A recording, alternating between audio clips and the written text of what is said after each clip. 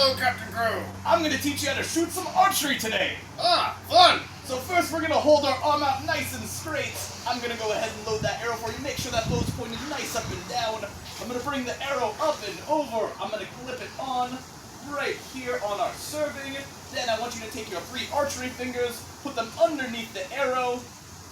We're gonna pull back to our smile or our anchor points. Count 1, 2, 3, and let go. Good shot, Professor Rygar. Oh, thank you.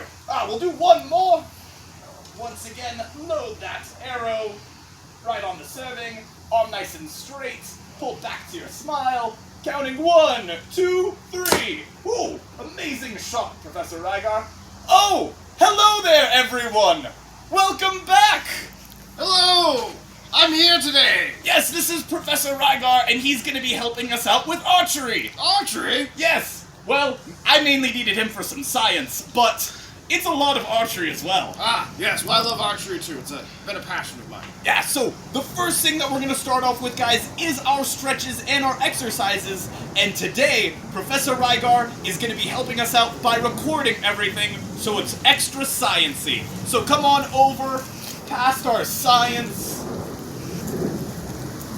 And we're going to be right over here, and we're going to go ahead and do our favorite exercises. So, Professor Rygar, my first favorite exercise is my arm exercises, where I stretch out my forearms.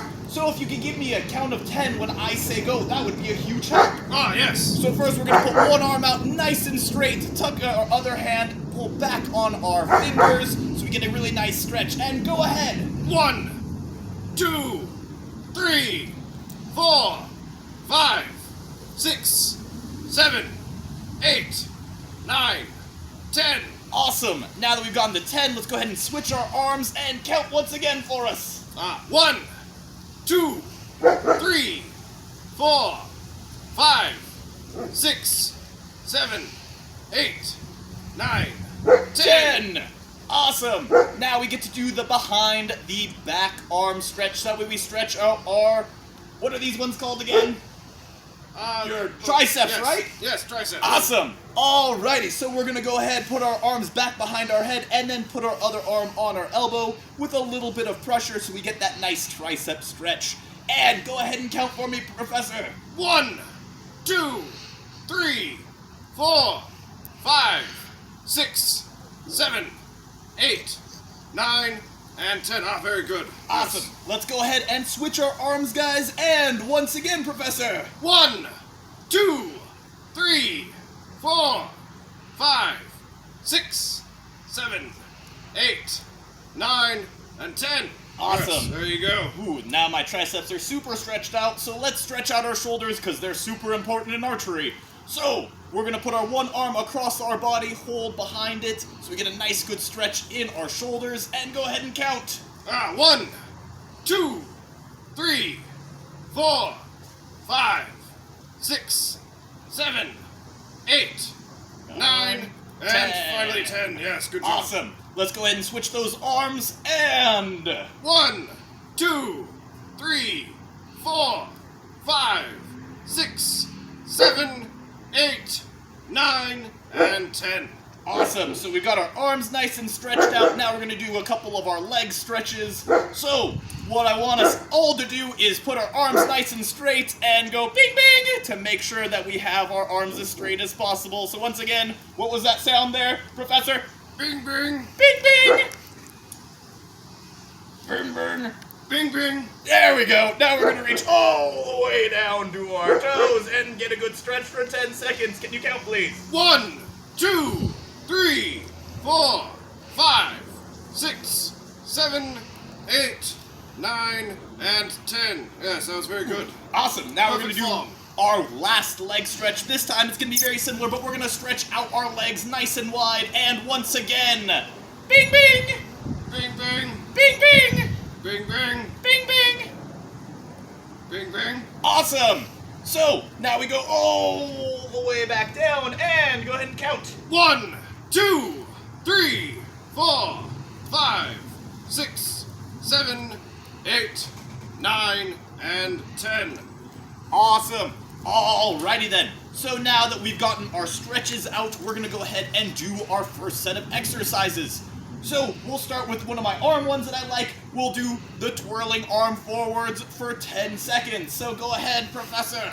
All right, 1, 2, 3, 4, 5, 6, 7, 8, 9, and 10. Awesome, now backwards. 1, 2, 3, 4, 5, 6, 7, 8, 9, and 10. Ooh, that was really good. Now we're gonna do our 10 jumping jacks. So go ahead and count for me, Professor, and... Yes. 1, 2, 3, 4, 5, 6, 7, 8, 9, 10. Ooh, how was my form on that one? That was good. Good arm extension and good leg movement. Awesome. So now it's another one of my favorites, which is squats. So let's go ahead and do 10 squats. So remember, guys, we want our legs about shoulder width apart, and we're gonna pretend like we're sitting in a chair. So go ahead and count for me, Professor. Yes. 1, 2, 3, 4, 5, 6, 7, 8, 9, 10. Great form. I could practically see the chair below you. Ooh, I'm so glad I had great form on that one. Alrighty, guys, now this is the part of the video to pause and run around your backyard if you have a nice big backyard, or if not, to run in place till I get back. Remember, guys, we're gonna do those really nice high knees, and I'm gonna take one lap around here in our backyard. So, Professor Rygar, would you wait right here and go ahead and time Yes. how long it's gonna take me to get on back. I think I'm gonna go counterclockwise this time to make it a lot more fun. Alrighty. All right. Ready, look. Get set. Go. High knees, high knees, high Yes, knees, yes, high keep knees, those knees up. high knees, high knees, high knees, high knees, high knees. Yes. Yes. There you go. Quite hard to call high knees the whole time. Yes. High knees. High knees. High knees. Yes. Keep it up. High knees. High knees. There you go. Awesome. Wonderful. It was a good job on that one. Yes. Alright, now that we have done our amazing exercises, we're going to talk a little bit about why Professor Rygar is here today. Ah. Yes. So, we're going to be learning about Australia today, guys. And what's so cool about Australia was, they didn't actually use bows and arrows. They used something else called a boomerang. And what makes a boomerang really cool is, you don't need the same types of wood that you need for a bow and arrow. So let's come on over here. So first we can see that we made an amazing topographical map of Australia. Professor Rygar, what's a topographical map? Ah. Yes. A topographical map shows you different features that are on a landmass, like Australia here.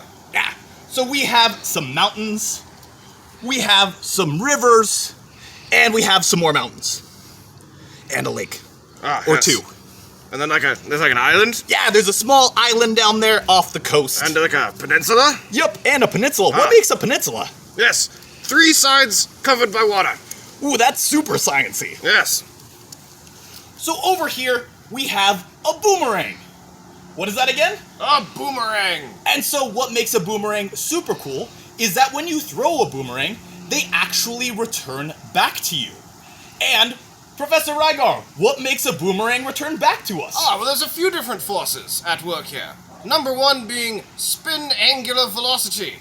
Oh, that's Yes. like when it goes around in a circle, it has a lot of mass going one way, and it's spinning. Yes, it has momentum. Oh, so momentum is where that spinning keeps going because that's the way it wants to go. Yes, and finally, the shape of the boomerang Oh, also causes it to fly almost like a wing. so does everybody see how the shape of our boomerang, there's a lot more rounded on the top and it's flat on the bottom. So this is the same shape that modern airplane wings have. And the reason why it's shaped like this is so that way, as air is moving past it, the air on the top takes longer to move over the boomerang, but it goes a lot faster underneath the bottom. And as it takes slower to go over the top, and it's super fast on the bottom, it starts to create a thing called lift. Yes. Which brings the boomerang way up into the air, and so that way, the boomerang can fly through the air. Now, boomerangs are super cool because you can actually throw a boomerang and use it up to 100 yards away. Whoa, that's And- like a whole football field. Yeah, it's super far. And originally, the people of Australia, the Aboriginals, were actually using boomerangs to hunt kangaroos and emus and little birds out of trees even. Yes, and all those other dangerous creatures around. Yeah, super dangerous creatures.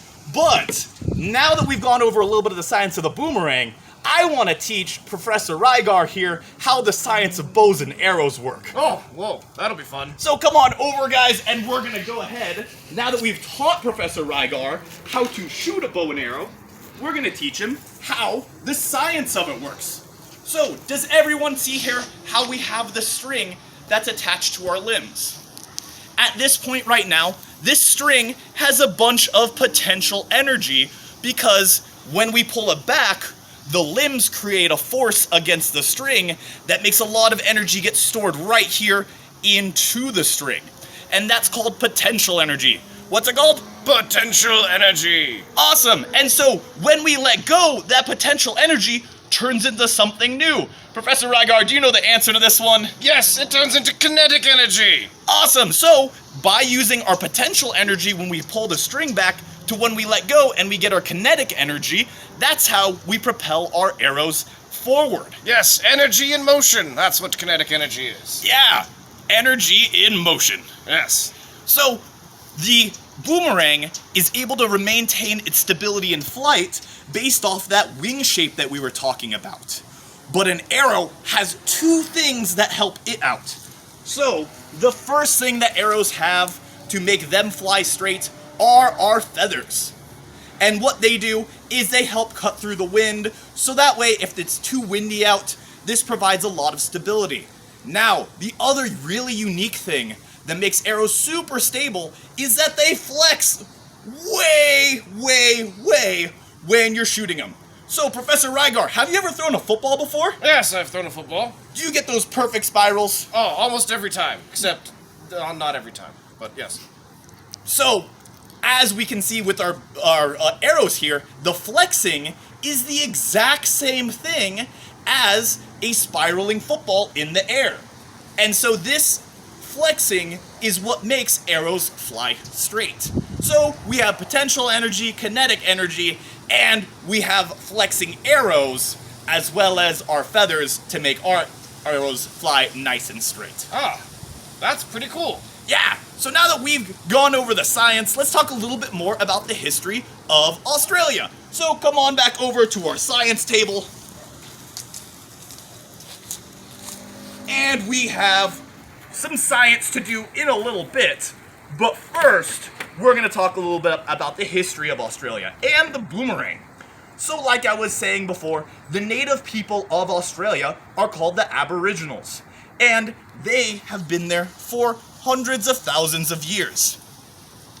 Now, they invented the boomerang, or they actually invented the more modern shape of the boomerang. We've actually found boomerang-like shaped objects all over the world.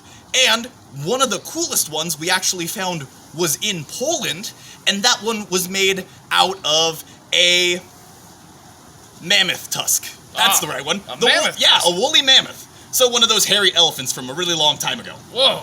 Yeah, and it's basically a boomerang. Now, a boomerang doesn't have to come back to you to be considered a boomerang, but our modern terms for it means that it should come back if you throw it the right way. Now, the Aboriginals have had boomerangs a part of their culture pretty much forever. We have their oldest cave paintings from over 20,000 years ago depicting them using boomerangs. We also know that their creation myth uses boomerangs in order to shape the earth. So, according to the Aboriginals, the gods came down and threw boomerangs and spears at the earth and created stuff like rivers and mountains. So, today we're going to be doing that, making our own rivers and mountains and map in just a little bit. But first, did you know that boomerangs weren't just weapons or used for hunting? No, I didn't. Yeah, so the Aboriginals would also use them as an instrument. So imagine that you're sitting around the campfire and you want to make some music. Well, you can just take 2 of your boomerangs and knock them together like a pair of drums and create a really nice beat that then you could make a really awesome dance to. See, I would have guessed frisbee golf. Yeah, That's what I would have guessed they used them for, but I guess that makes a lot more sense than frisbee golf, doesn't it? Yeah, you know, it's music. Oh, well. It's another use for music. Can't win them all. Now, you might be asking yourself, Professor Ragar, why didn't Australians just use bows? Yeah, why didn't they just use bows? That does make a lot more sense. Because they actually had knowledge of bows and arrows, but because of where they were living, the trees that they were using were not good for making bows and arrows because their trees did not have the correct strength in order to make the front half of a bow. Their trees were good for making the back half, which makes a really weak and bendy bow, but not the front half. So they just went, we'll just stick with our boomerangs, and they developed that technology a lot more. That makes a lot of sense. Yeah. So now that we've gone over a few of our facts about Australia and a few facts about the boomerang, we're gonna go ahead and make a salt map of Australia. So what you're gonna need to do for your homework, and these are things you're gonna need for your homework. First, you're going to need some flour. We just got all-purpose flour. The type of flour really doesn't matter. Next, we need a measuring cup, because that's super important. Then, we need salt. Very important. Then you need some cream of tartar. I have no idea why we need this, but we do, and it's super important, so don't forget it. And my last one is, we need some water, and specifically of each one, we're gonna need 2 cups of water, 2 cups of salt, 2 teaspoons, not table, sorry, the smallest itty bitty one. Yes, little tea. Yeah, the little tea of our cream of tartar, and we need 4 big cups of flour. So, Professor Ragar, could you help me out and help me measure? So, I'm going to go ahead and we're going to start with the salt. All right. So, we need 2 whole cups of salt. Oh, that's a lot of salt. It is. So, we'll move the bowl out of the way so everyone can see. Yes. Us pour our salt. Salt. Yes, we're pouring the salt. Salt. Man, this is a lot of salt. Yes. I didn't realize this was 2 this whole much cups, salt. Yes. All the way up to the top. That's the most that this measuring cup can... I know, we need a whole measuring cup of salt. That's amazing. Might it be the entire contents of the can? It might be the whole can of salt even. No, you gotta tell me when we are at... Yes, hold up. Let's shake it around and move it all about. Yes, we do the hokey pokey, but it looks like we're pretty close to 2. Ooh, we need a little bit more. A little bit more. All right, this is why we definitely need a science person for this. Yes, all right. Yeah, I know all the tricks to get it nice and level and even. Let's see here. It's a little much, but I think we'll be okay. That's okay. All Let's right. go ahead Do we and just dump it in. Right in there. Next, we're gonna need our flour, and we're gonna need 4 cups of flour. So 2 whole things of this. Yes. All right, let's pause for a second. Let's see here. That's right. Perfect. Awesome. 1. So 1 more of those will be 4 cups because this container holds 2 cups. Yes.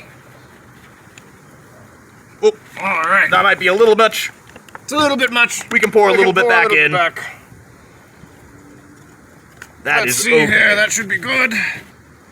Yes, there we go. Right on in there. All right, now we need 2 teaspoons of our cream of tartar, but I don't know what a teaspoon is, so we're just gonna go like this. That looks good to me. Now is my favorite part, and for that, I'm gonna take off my watch. I will do the same. Well, you don't need to. You're just gonna go ahead and help me by pouring that water in our mixture so we can get in our hands in there and mix it nice and well together. Wonderful. So pour a little bit in at a time and come on over so you guys can see what it is going to look like as we mix. Yes, let's get that mixed all about. Oh, we need a little more water than that. Thoroughly mix. Yes. Awesome. Ooh, hold on. Yes, I will hold on. We have a little bit more water left. Yeah, we're gonna need a little bit more water, it looks like. And we're mixing, and this feels amazing in my fingers. It's like Play-Doh, but for adults. Ah. All right, go ahead. And for students. And for students.